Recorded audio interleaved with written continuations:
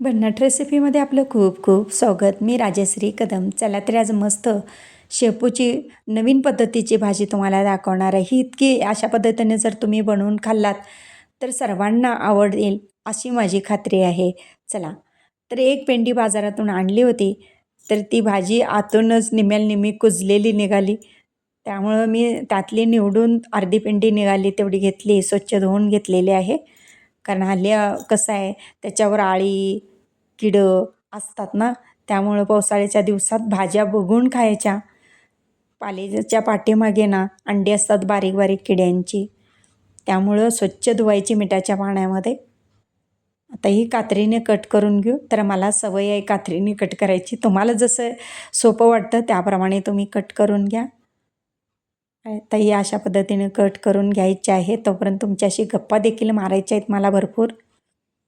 आणि ही भाजी आहे ना, बरेच जणांना काय होतं, भाजी खाल्ली ना तर बर्फ येतो, तर तसाच ते वास येतो डेकर आल्यानंतर. ते येऊ नये म्हणून काय करायचं, तर ज्यावेळेला आपण भाजी चिरतो त्यावेळेला 2 भोपळ्याची पानं घालायची बारीक कट करून.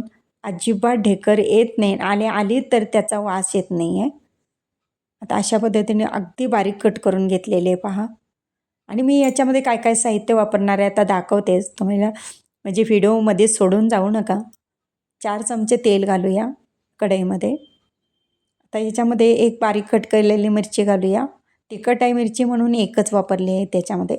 अर्धी गड्डी लसूण सोलून अख्खाच घेतलेला आहे. मोठभर शेंगदाणे, एक छोटासा कांदा घेतला आहे. तर तो भाजून घेऊ चांगला. जे कच्चेपणा जाऊपर्यंत भाजून घ्यायचे आहे. अगदी शेपूची भाजी तुमच्यापेक्षा वेगळी असणार आहे माझी. पहा, ही करून पहा आणि तुम्ही जे त्या पद्धतीने बनवतात तशी करून अशीही करून पहा. आता कट केलेली भाजी कढईमध्ये घालू आणि 15 मिनटं शिजवून घ्यायची आहे. आता ह्याच्यामध्ये मी काय वापरणार आहे ते आता दाखवते पहा.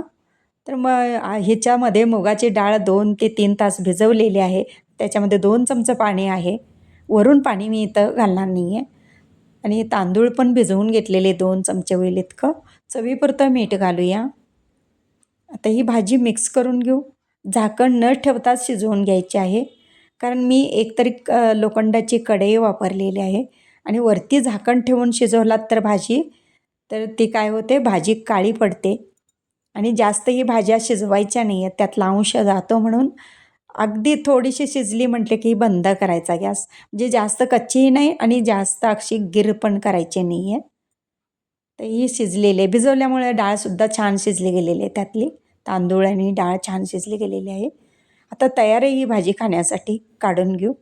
आणि माझी रेसिपी व पदार्थ आवडल्या चॅनलला सबस्क्राईब करा, बेल आयकॉन दाबा, लाईक करा. इतरांना शेअर करण्याचं विसरू नका. तसंच कमेंट करण्याचं विसरू नका. आपल्यासाठी अशीच नवनवीन पदार्थ आणेन. तोपर्यंत धन्यवाद.